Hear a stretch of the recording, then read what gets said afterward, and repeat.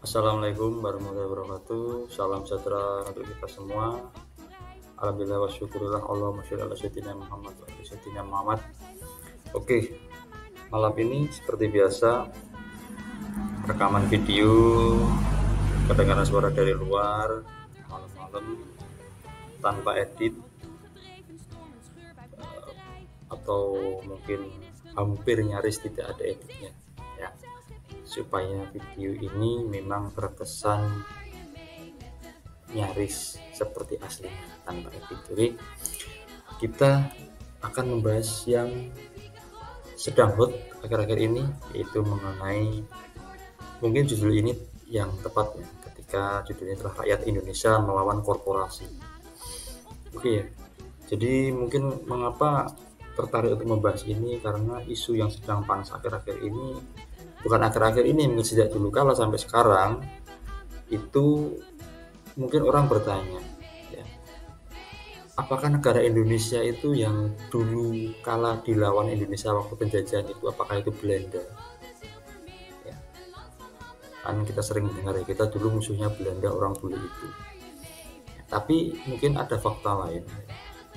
Kenapa dulu orang-orang tua kita itu menyebut mereka bukan Belanda, tapi company atau company.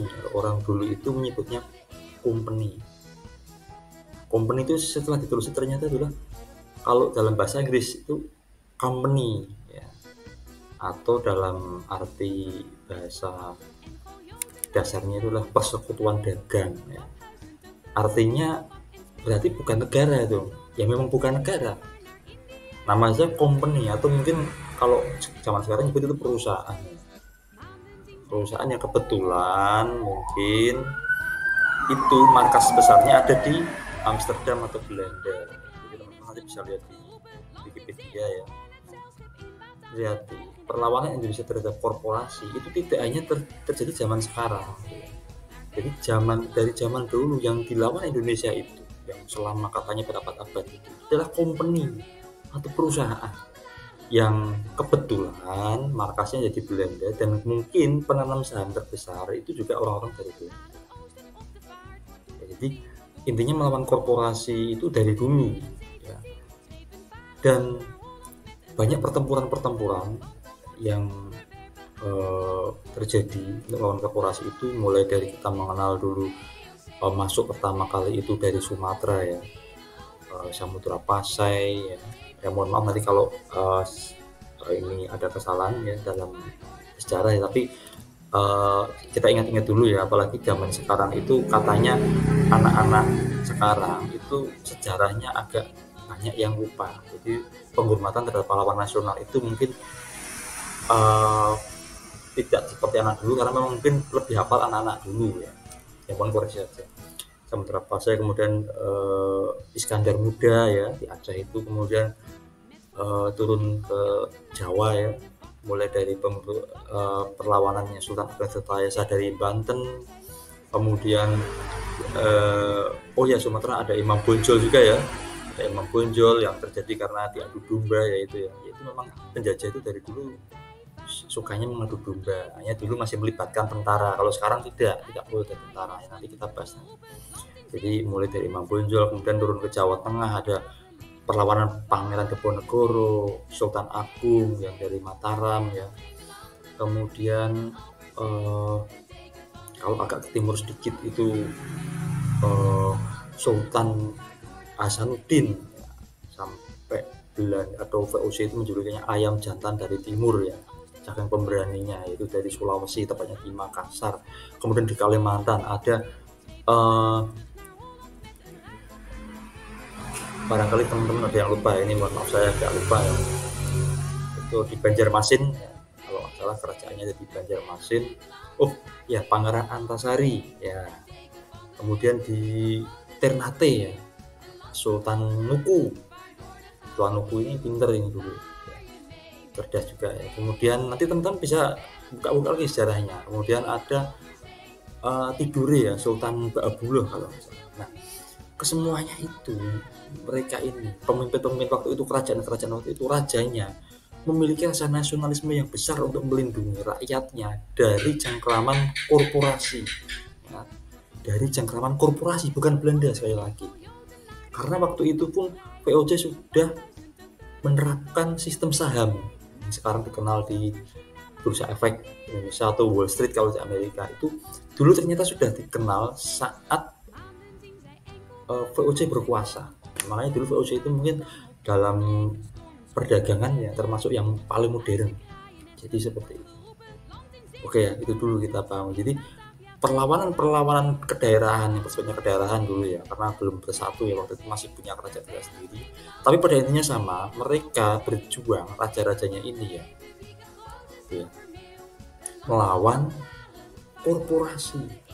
Karena apa? Ya tentu saja korporasi ini sistemnya menerapkan prinsip ekonomi. Ya, kalau teman-teman dulu ada yang masuk jurusan IPS di SMA, itu sistem prinsip ekonomi itu dengan modal sekecil-kecilnya ya. Gimana caranya sekecil-kecilnya tapi pemasukannya itu banyak sebesar-besarnya. Makanya ya tadi timbul negosiasi-negosiasi yang sekiranya harus menguntungkan pihak VOC. Entah itu jualan rempah-rempah, entah itu sumber daya alam yang lain ya. Nah, itu gimana caranya dengan modal yang kecil bisa digunakan untuk mengeruk keuntungan sebesar-besarnya. Bagaimana dengan rakyat-rakyat waktu itu ya, tentu saja jadi budak ya. Kita mengenal perbudakan ya, culture stelsel istilahnya dulu ya. Kemudian yang membangun jalan dari Anyar ke Panarukan ya, Willem Daendels itu ya. Nah itu juga melalui sistem perbudakan seperti itu.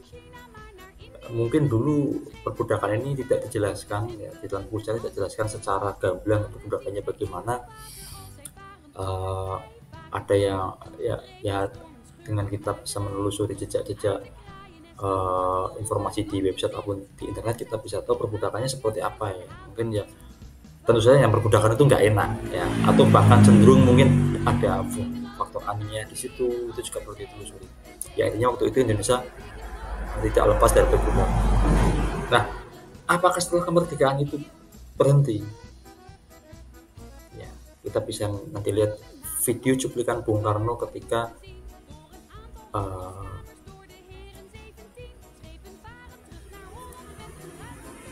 berpidato di markas besar PBB, yang dengan jelasnya Bung Karno itu mengatakan bahwa ada penjajahan jenis baru.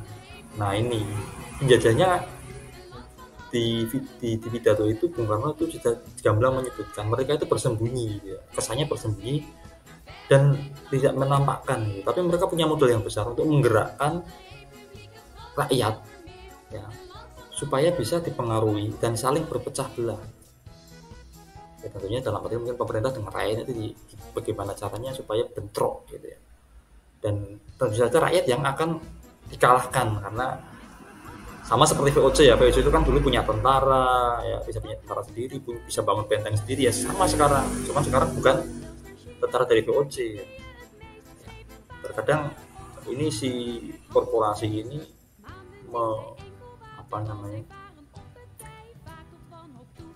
mengadu domba ya, mempengaruhi, tentu saja mempengaruhi yang pemerintah yang membuat undang-undang. Yang dikalahkan siapa? Tentu saja rakyat. Oke ya. Makanya ini bukan sesuatu hal yang baru. Dari dulu kala Indonesia itu sudah mulai melakukan perlawanan atau Nusantara dulu ya terhadap komunis. Oke, mungkin malam ini hanya ini yang bisa disampaikan. Mohon maaf bila ada kekeliruan dan kesalahan.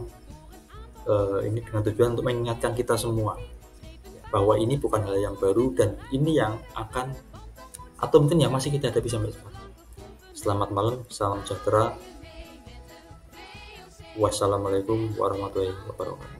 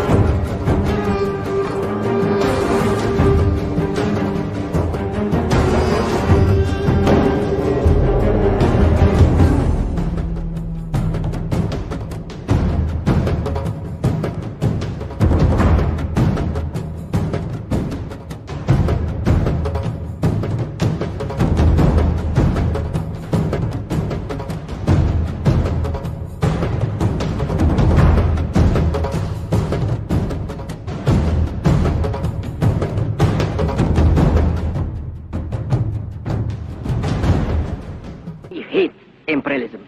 I detest colonialism, and I fear the consequences of their last bitter struggle for life. We are determined that our nations and the world as a whole shall not be the plaything of one small corner of the world.